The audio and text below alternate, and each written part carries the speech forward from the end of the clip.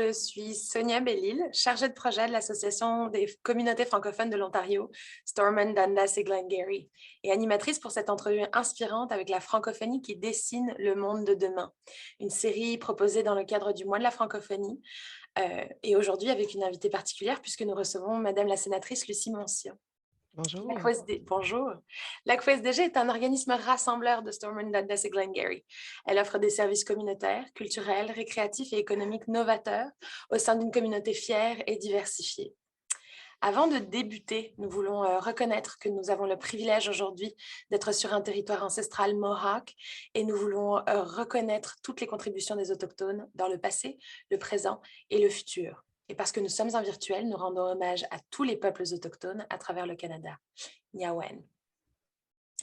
Madame la sénatrice Lucie Mention, vous êtes franco-ontarienne, nommée au Sénat en novembre 2016 par le très honorable Premier ministre Justin Trudeau, détentrice d'un baccalauréat en administration des affaires avec une spécialisation en administration coopérative de l'Université Laurentienne de Sudbury et d'un MBA de l'Université de Moncton. Vous possédez un important bagage de connaissances et d'expertise du milieu coopératif, jumelé à une vaste expérience pratique du milieu franco-ontarien. Première femme au Canada nommée à la tête d'une fédération de caisses populaires. Elle a été pendant 16 ans président et chef de la direction de l'Alliance des caisses populaires de l'Ontario. Parmi ses nombreux accomplissements, la sénatrice Mention est à l'origine de la création du caucus tripartite, des coopératives et de la finance sociale du gouvernement de l'Ontario. Originaire d'Ottawa, la sénatrice Mention possède une compréhension avouée du milieu des minorités francophones de la province, une connaissance approfondie du nord de l'Ontario, de son économie, de son milieu entrepreneurial, des besoins de ses communautés, et elle possède une expertise reconnue du secteur des coopératives et de l'entrepreneuriat social. Maman, grand-maman, leader, coopératrice et maintenant sénatrice, vous êtes notre invitée aujourd'hui. Honorable Lucie Mention, bienvenue. Merci beaucoup. Ça me fait plaisir. Mais moi, je serais intéressée d'en entendre davantage sur votre parcours, votre trajectoire. Mentionnez votre biographie, mais je pense que votre vie, et ce qui vous a mené ici et au sein du mouvement coopératif serait intéressant d'entendre. Alors, c'est un beau hasard, je vous dirais. J'avais terminé mes études. Les premières études que j'ai faites, c'est en photographie au Collège Algonquin à Ottawa, donc qui est loin du milieu où j'évolue aujourd'hui. Et je me cherchais un emploi à ce moment-là et je suis allée travailler à la Caisse populaire Saint-Charles.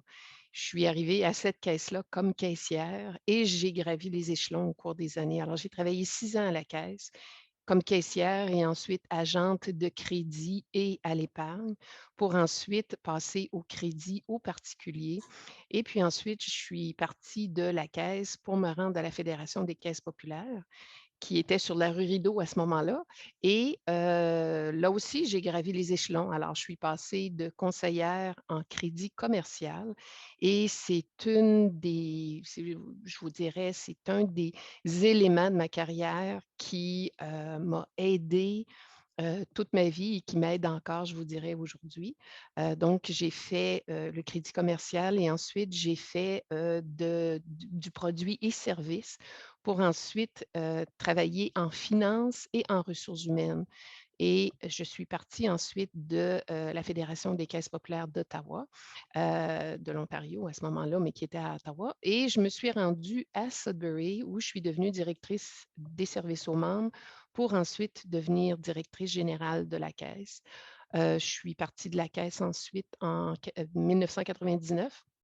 Je me suis en allée à la Caisse populaire d'Orléans. J'ai été là 1 an et ensuite, je suis partie de la Caisse d'Orléans pour le poste de direction générale à la Caisse, c'est-à-dire à l'Alliance des caisses populaires. Donc, ça a été mon cheminement, si vous voulez, côté professionnel avec les caisses. Et du côté des caisses populaires, ce que je vous dirais, c'est qu'avec l'Alliance, j'ai travaillé dans le nord de l'Ontario plus exclusivement, mais tout au long de ma carrière dans les caisses populaires et surtout lorsque j'ai été à la fédération à Ottawa, j'ai travaillé partout en Ontario. Je me suis promenée de Cornwall à Saint-Albert, à Saint-Isidore, à Fournier. Je suis allée à Windsor, je suis allée à Niagara, je suis allée dans le nord. Puis ensuite, quand je suis arrivée avec l'Alliance, ben là, j'ai travaillé partout, exclusivement dans le nord de l'Ontario, pendant 17 ans. 16 à la direction générale. Et ce que ça m'a permis d'apprendre un peu partout en Ontario, c'est tout ce qui touchait l'économie, ce qui fait fonctionner nos régions francophones, l'importance de l'économie communautaire, l'importance du crédit, justement, dont je faisais allusion un peu plus tôt, mais tout le crédit qui aide les entreprises locales à se développer, à créer de l'emploi et à contribuer à la croissance des communautés. Et pour moi, ça a toujours été extrêmement important, peu importe où nous étions en Ontario. Et le rayonnement des caisses populaires, qu'elles soient affiliées à Desjardins ou non affiliées à Desjardins, il est extraordinaire en Ontario. C'est une force économique qui correspond à 10 milliards de dollars juste pour l'Ontario français, ce qui est quand même énorme pour une population qui est minoritaire et qui est minoritaire dans plusieurs régions. Merci. Je trouve ça fascinant de pouvoir entendre toute cette évolution d'une femme, puis aussi la sensibilité que vous avez par rapport à la communauté. Euh, J'aimerais faire un petit bond dans le temps vers votre rôle de sénatrice, leader au sein d'un appareil, de l'appareil gouvernemental du Canada. Est-ce que vous pouvez nous parler de ce rôle qui est si important dans notre société? Oui, merci de la question parce que le Sénat est une institution qui est vraiment pas bien comprise, je vous dirais, par l'ensemble des Canadiens. Et il a été créé au moment de la Confédération, où vous aviez à ce moment-là une classe qui était beaucoup plus élitiste. Et si vous regardez les gouvernements, très souvent, les gens qui se trouvent à la tête de nos pays sont des gens qui sont souvent fortunés et qui font partie, si vous voulez, puis quand je dis élite, je fais attention en disant ça, mais ce sont des gens qui ont des formations et qui ont le désir de contribuer, si vous voulez, à l'économie canadienne de différentes façons. En fait, ce n'est pas à l'économie autant comme à la gouvernance du pays. Maintenant, quand moi, je suis arrivée au Sénat, pour la première fois, on pouvait poser notre candidature pour devenir sénateur, alors qu'avant l'arrivée du premier ministre Trudeau, c'était des nominations partisanes. Donc, c'était qui tu connaissais à l'intérieur d'un parti qui faisait que tu pouvais être choisi. Alors moi, en 2016, lorsque le processus a été ouvert, j'ai posé ma candidature ne sachant pas dans quel genre de regroupement je me retrouverais. Et j'ai été choisie parmi la quantité de demandes qui ont été présentées. J'ai été choisie parce que je connaissais beaucoup le secteur coopératif. J'ai été impliquée aussi au niveau canadien parce que j'ai quand même été présidente de Coopératives et Mutuelles Canada.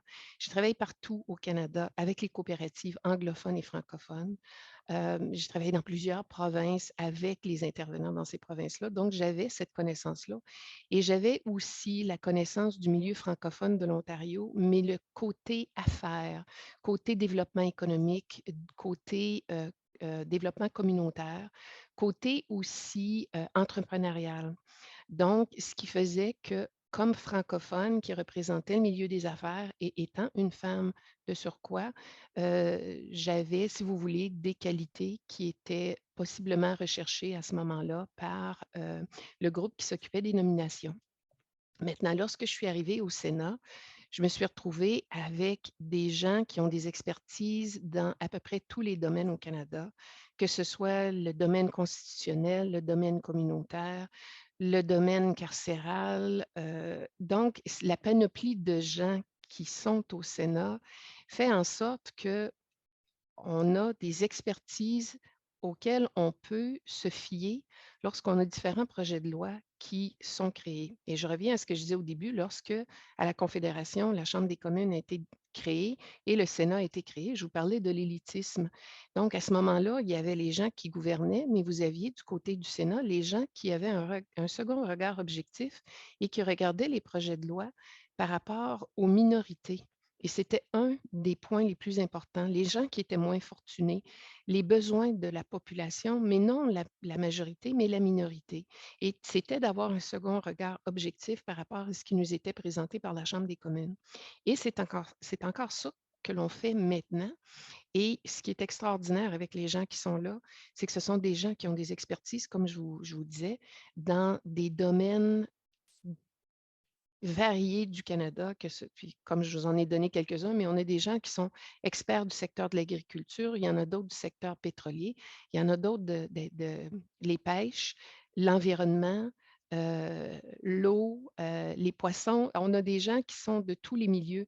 Donc, lorsque les projets de loi nous arrivent, on a toujours des gens qui sont capables de nous aider à prendre des décisions en fonction de l'information que l'on a par rapport au projet de loi et aussi par rapport aux discussions qu'on a comme sénateur pour voir si les projets de loi ont omis certaines choses qui pourraient affecter les populations minoritaires ou qui pourraient avoir un impact sur les économies locales. Donc, on a un regard qui est différent de celui de la Chambre des communes. Et il y a toujours le regard partisan, mais il y a aussi le fait que nous, étant des sénateurs indépendants, maintenant, on n'a plus la ligne de parti où on doit à tout prix voter en faveur d'un projet de loi.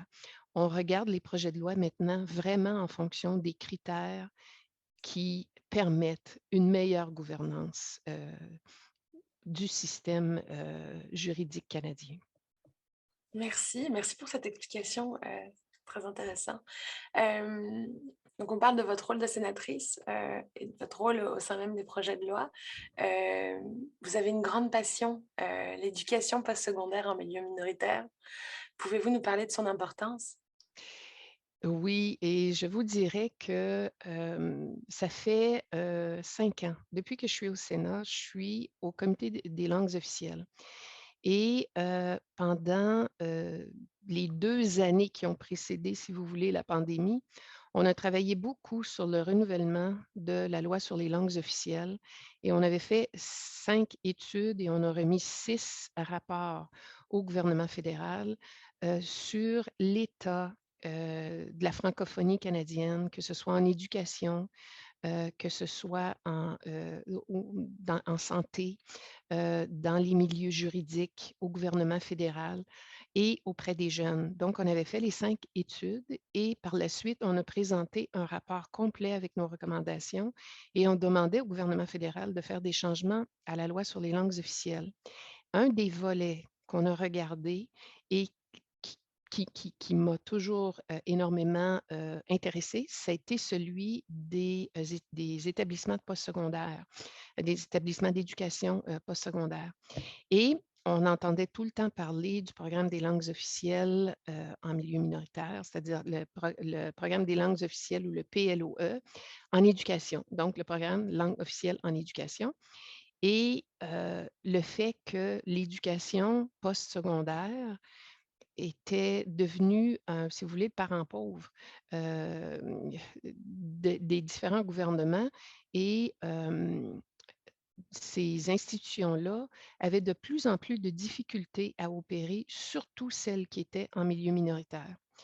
Et ça m'a amené à, si vous voulez, pousser mon étude un peu plus loin et aller voir ce qui se passait vraiment dans les universités francophones en milieu minoritaire. Mmh. Et le cas de la Laurentienne est venu, je vous dirais, chambouler tout le processus parce que cette université-là, qui est une université bilingue, mais qui offre des services dans une communauté anglophone et francophone, mais qui offre des services en français, a coupé beaucoup de ses services à la population francophone.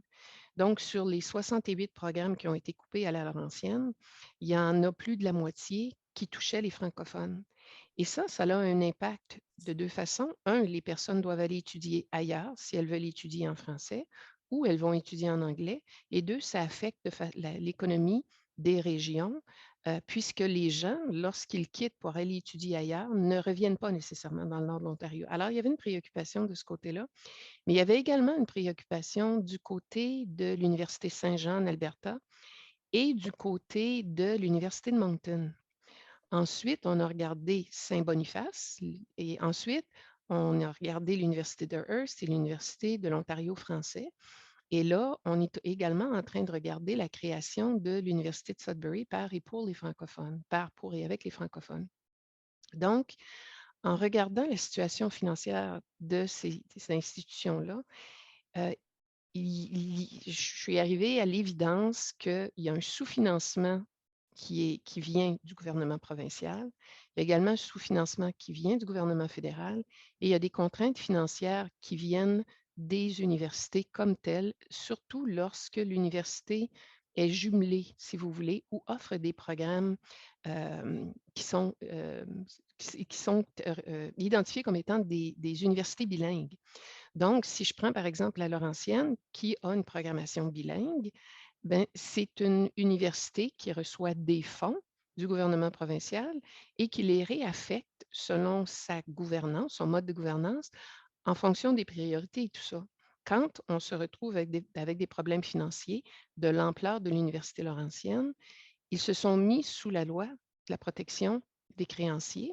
Et en faisant ça, ça vient d'arrêter tous les processus de négociation avec les différents gouvernements, parce qu'on l'a vu, le gouvernement de l'Ontario, c'est, comment dirait-on, euh, euh, n'a pas voulu s'impliquer, si vous voulez, dans les négociations pendant que la Laurentienne elle est encore sous la loi de la protection avec les créanciers, mais le gouvernement de l'Ontario n'a pas voulu s'en mêler tant que le travail ne serait pas terminé au niveau de l'analyse et tout ça.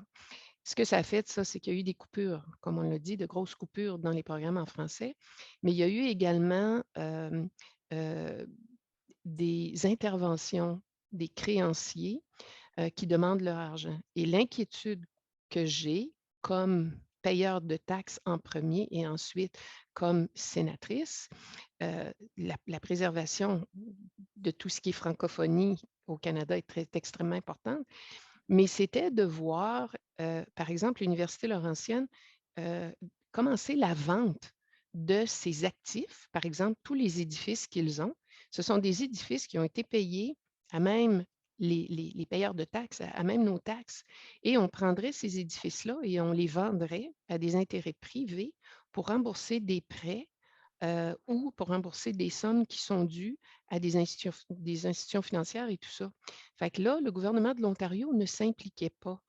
Et ce qu'on a vu comme possible problème, c'est qu'à un certain moment donné, toutes les provinces pourraient se retirer du financement des institutions francophones et tout simplement dire, nous, ce n'est pas notre problème et on laisse les institutions d'enseignement être liquidées tranquillement, ce qui viendrait anéantir, si vous voulez, tous les efforts qu'on fait du côté de l'éducation postsecondaire en français au Canada. Alors moi, j'ai rencontré le recteur de l'université, le campus Saint-Jean, qui m'expliquait la situation au campus Saint-Jean. J'ai rencontré aussi le recteur de l'université de Moncton qui m'expliquait que depuis plusieurs années, ils sont obligés de couper dans leur programmation, ils sont obligés de trouver des façons d'économiser de l'argent pour ne pas accumuler de déficit, ce qui les empêcherait d'opérer. Du côté du financement des gouvernements, le gouvernement fédéral donne de l'argent au gouvernement provincial et le gouvernement provincial est censé jumeler les sommes qui sont remises par le gouvernement fédéral et donner l'argent au programme en éducation. Ce n'est possiblement pas ce qui se fait et ça fait partie, si vous voulez, de l'enquête qu'on est en train de mener de ce côté-là, parce qu'il semblerait que l'argent du gouvernement fédéral, on la prend, on la remet aux provinces pour qu'elles puissent ensuite la donner aux institutions d'enseignement postsecondaire, mais on ne sait pas si le gouvernement provincial donne le même montant. Et ensuite, il y a l'autre programme qui est le programme de langues officielles en éducation, où il y a des sommes qui doivent également être jumelées par les provinces pour supporter les institutions qui offrent des programmes en français. Et on ne sait pas non plus si ces sommes-là sont jumelées et si l'entièreté des sommes est remise aux institutions qui offrent les services en français dans des institutions soit bilingues ou soit anglophone ayant un campus francophone. Donc, il y a tout ce système-là, si vous voulez, qu'on est en train de regarder et d'identifier, si vous voulez, les problèmes qui existent. Si on revient au PLOE, je vous donne de grandes explications pour tout ça. Si on revient au programme de langues officielles en éducation, ce programme-là, c'est le même montant qui est là depuis plus de 13 ans et les sommes n'ont pas été majorées. Donc, si vous prenez juste l'inflation au cours des 13 dernières années, il y a un débalancement énorme sur le côté du financement des opportunités en français, si vous voulez. Et c'est ce qui fait qu'on se retrouve en situation de précarité dans les universités francophones à cause des sommes qui ne suivent pas l'évolution de l'économie du marché avec les inflations et tout ça. À ceci s'ajoute le fait qu'il y a un gel ou même une baisse des frais de scolarité que les institutions d'enseignement peuvent charger. Et ensuite, on a eu le problème de la COVID qui, elle, a diminué l'accès aux étudiants internationaux. Et quand les étudiants internationaux viennent étudier dans les universités canadiennes, bien, ils payent beaucoup plus cher pour avoir accès à nos universités et souvent, les universités utilisent ces étudiants-là pour rentabiliser les opérations financières de l'université. Donc, si vous voulez, c'est la tempête parfaite où on a des diminutions de subventions, on a des subventions qui ne suivent pas la courbe d'inflation. On a une COVID qui diminue le nombre d'étudiants dans les universités et qui diminue le nombre d'étudiants internationaux. Donc, vous mettez tout ça ensemble, ça fait qu'il y a plusieurs universités qui se sont retrouvées en situation précaire.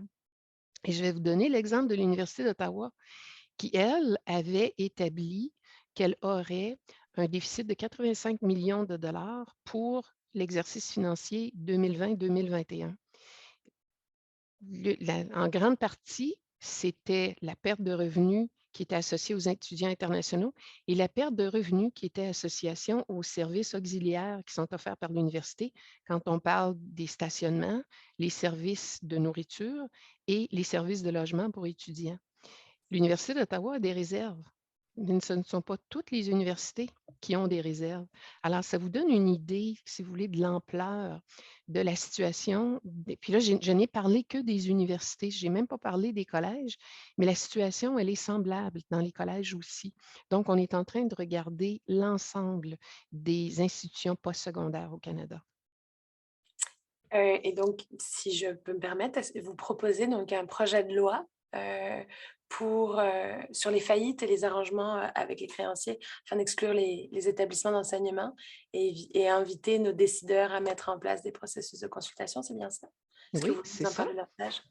Et le projet de loi 215 fait 2 choses. Il oblige le gouvernement à trouver des solutions en consultant et il empêche le recours aux lois en matière de faillite et d'insolvabilité pour les institutions d'enseignement.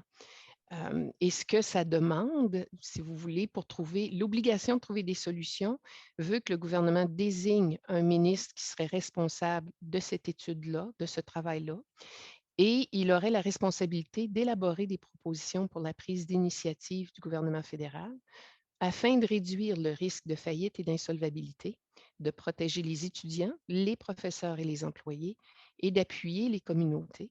Ce que ça ferait, c'est que le ministre aurait à consulter obligatoirement tous les groupes spécifiques et il aurait 1 an pour vraiment faire le tour de la question et rendre public aux 2 chambres, c'est-à-dire présenter aux 2 chambres du Parlement les constatations, si vous voulez, du travail qui a été fait. Et l'autre aspect, c'est d'empêcher le recours à certaines lois, donc, dont celui des arrangements avec les créanciers des compagnies et la loi sur l'insolvabilité et la faillite.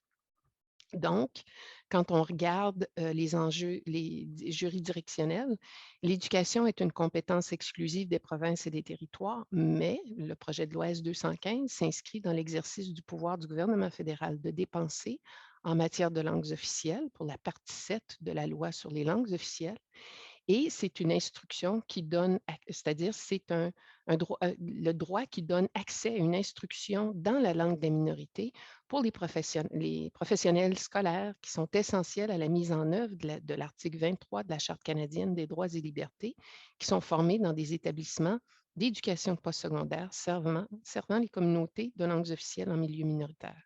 Et ça s'inscrit, le projet de loi S-215, dans l'exercice du pouvoir du gouvernement fédéral de légiférer en matière de faillite et d'insolvabilité selon l'article 91-21 de la loi constitutionnelle de 1867.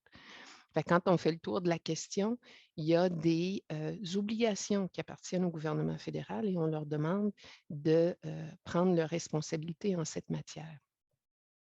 Merci infiniment, Madame la sénatrice. Je me permets de prendre un court instant pour vous féliciter pour ce travail impressionnant qui est si important pour notre communauté et puis pour le continuum de l'éducation en milieu minoritaire. Ça me fait Euh, plaisir. La QSDG s'active pour promouvoir et mettre en œuvre des initiatives qui s'inscrivent dans les objectifs de développement durable. Ces objectifs rejoignent plusieurs des engagements du gouvernement canadien, et puis certains des objectifs que vous avez déjà mentionnés, mais j'aimerais vous demander comment est-ce que vous envisagez ces objectifs au Canada? Pour ce qui touche le développement durable, ce qui est extrêmement important à l'heure actuelle, c'est que nos jeunes puissent avoir accès à un environnement qui est sain pour justement pouvoir continuer à progresser au Canada dans une économie qui est abordable pour tout le monde.